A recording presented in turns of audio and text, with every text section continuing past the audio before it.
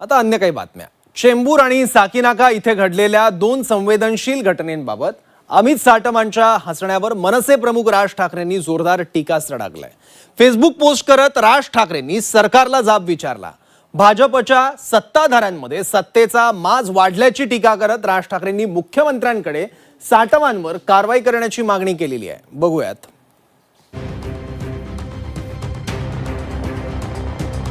लोकांच्या मृत्यूवर आमदार हसतात। राज ठाकरेंचा अमित साटमांवर निशाणा।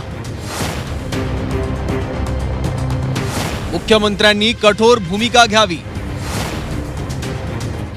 ठाकरेंच्या या पोस्टमुळे राजकारण तापलं। भाजपचे मुंबई अध्यक्ष आणि आमदार अमित साटम यांच्या विधिमंडळ परिसरातील या व्हिडिओवरून विरोधकांनी सरकारला घेरल्याचं पाहायला मिळत आहे। या व्हिडिओमध्ये अमित साटम जयंत पाटील यांना या गंभीर दुर्घटनांचा संदर्भ देताना हसताना दिसले, ज्यावरून आता राज ठाकरेंनी फेसबुक पोस्ट करत टीकेची झोड उठवली आहे। महाराष्ट्राच्या राजकीय नेत्यांच्या विचारांचं आणि उमदेपणाचं एक कौतुक आणि कुतूहल साऱ्या देशात होतं, पण गेल्या काही वर्षात आपण आपली बरोबरी उत्तरेकडील काही मागास विचारांच्या राज्यांबरोबर करायला लागलोय हे आता स्पष्टपणे जाणवत आहे।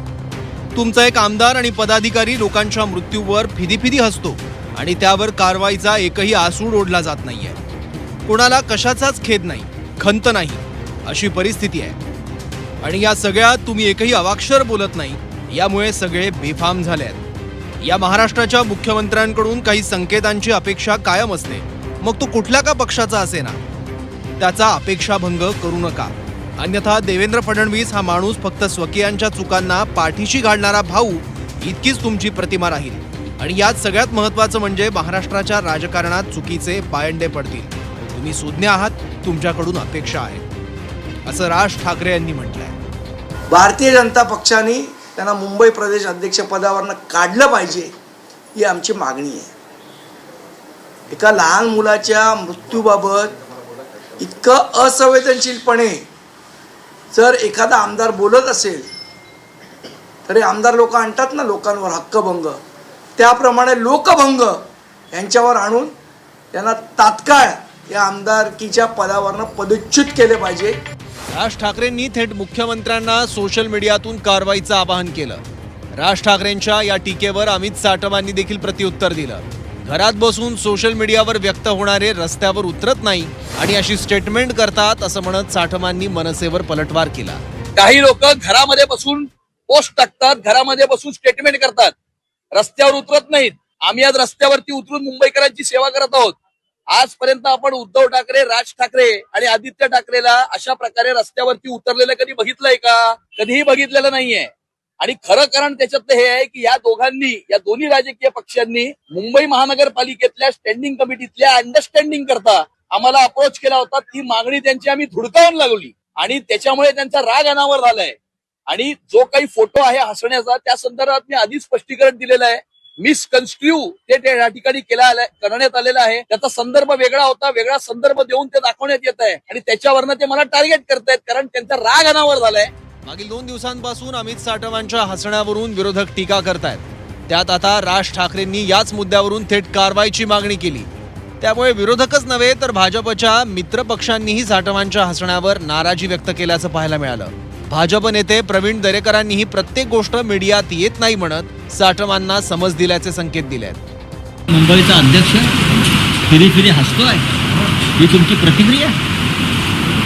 फिरी हसतोय? या मृत्यूनंतर इतका क्रूर चेहरा बीजेपीचा या मुंबईत आणि महाराष्ट्रात आम्ही पाहतो। देवेंद्र फडणवीस, तुम्ही संवेदनशील आहात ना, स्वतःला समजताय ना? तुमची संवेदनशीलता फक्त आमदार खासदार फोडण्यापुरतीच आहे का? बघा जरा काय चाललंय या राज्यात, या मुंबईत। साटमच्या बद्दलचं जे काही आपली चित्रफित आली त्याच्यामध्ये तो नेमका काय बोलला आणखी ते परिपूर्ण पाहायला मिळत नाही। परंतु जर असा एखादी दुर्घटना घडली तर त्यावर अशा प्रकारचं हसणं किंवा त्याच्यावर कॉमेंट्स करणं हे योग्य नाही, हे प्रत्येकाला त्याची जाणीव आहे। आणि म्हणून त्याबद्दल जर असं बोललं असेल तर साटमला निश्चितच मुख्यमंत्री साहेबांनी काहीतरी समज दिली असावी। मुख्यमंत्री ज्या ठिकाणी खडसावण्याची आवश्यकता असते त्या ठिकाणी मुख्यमंत्री सांगत असतात, बोलत असतात। आता सगळंच ते काय सांगतात हे मीडियात येत नाही, सार्वजनिक नसतं. पावसाळ्यात कोसळणारी झाडं आणि जमिनीखालचे मॅनहोल याच्या कचाट्यात सध्या मुंबईकर सापडल्याचं पाहायला मिळत आहे. कारण अवघ्या 4 दिवसात मुंबईत झाड कोसळून आणि मॅनहोलमध्ये पडून 3घांचा मृत्यू झाला. त्यामुळे मुंबईचं प्रशासन सुस्त आणि मुंबईकरांचे जीव स्वस्त असं म्हणण्याची वेळ मुंबईकरांवर आली आहे. या घटनांची पुनरावृत्ती टाळण्यासाठी उपाययोजना होणं गरजेचं असतानाच साटमांच्या व्हिडिओनं विरोधक आक्रमक झाले आहेत. त्यामुळे कोणत्याच राजकीय पक्षाच्या नेत्यांनी मुंबईकरांवरच्या संकटांना हसण्यावारी घेऊ नये हीच अपेक्षा. ब्युरो रिपोर्ट, C24 तास, मुंबई.